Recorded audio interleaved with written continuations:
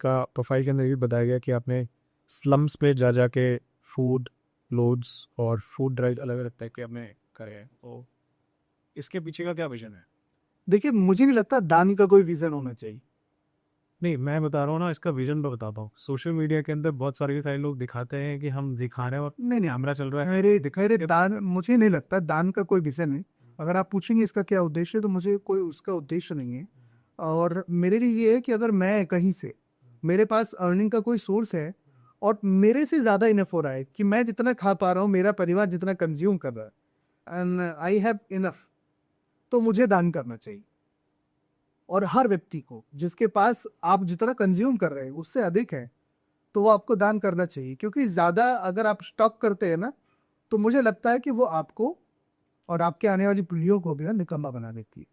Stock नहीं करना चाहिए, मेरा एक मानना है। क्योंकि मैंने बहुत सारे ऐसे परिवार देखे हैं जिनके जो पुरानी पीढ़ी थी, उन्होंने बहुत सारा धन अर्जित कर रखा है, लेकिन जब उनकी दूसरी पीढ़ी अब आ रही है, क्योंकि उनको आदत नहीं रही, अपॉर्चुनिटी ढूंढने की आदत नहीं रही, काम करने की है। कि एक कहानी सुनाता हूँ मैं आपको इसके बारे में, छोटी सी, और ये बहुत रियल है। बंगाल की खाड़ी और सुंदरवन का नाम आपने सुना होगा, देश का सबसे बड़ा डेल्टा भी माना जाता है वो।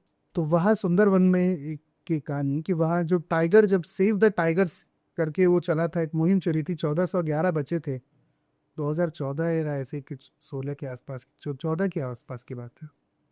तो उस दौरान जो चिड़ियाघर में जो टाइगर्स थे, उनको भी छोड़ने के आदेश थे कि आप इनको जंगल में छोड़ें, दूसरे जो मेल और फीमेल का, फिर इनका आगे इनकी पीढ़ी बढ़े, टाइगर्स और बढ़े। तो वो ऐसा करके कुछ आदेश आया, तो कुछ चिड़ियाघरों ने वो छोड़ दिए टाइगर्स, अपने जंगल में फ्री छोड़ दिए कि ये आपस में मिलेंगे तो ये टाइगर्स की जनसंख्या बढ़ेगी।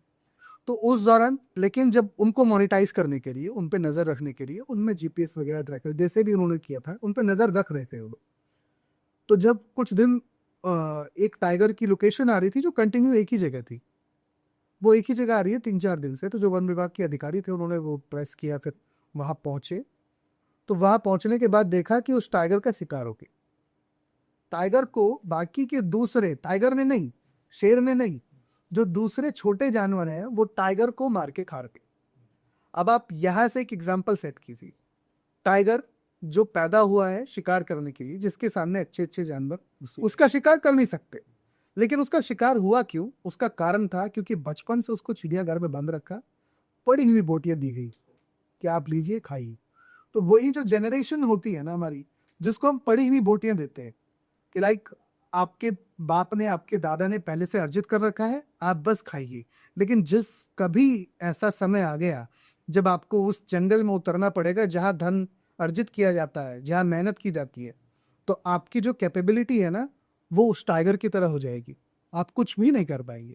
तो बाकी जो आपसे छोटे लोग भी है ना, वो भी आपको फाड़ के खा दे। तो मेरे हिसाब से जो हमारा नेचर है, अगर हम ऐसे हैं कि मेहनत करने वाले लोग हैं, तो हमें आगे की भी जो हमारी पीढ़ी है, तो उनको मेहनत करने के लिए बरकरार रखना चाहिए। ये तो नहीं करना चाहिए कि आपके पास इनफ है, अब आप आराम से यस, सुख का भोग लीजिए। यस। अगर आपको ये क्लिप अच्छी लगी और आपको और ऐसे क्लिप्स देखने हैं, then do subscribe to the solo clips for more such clips.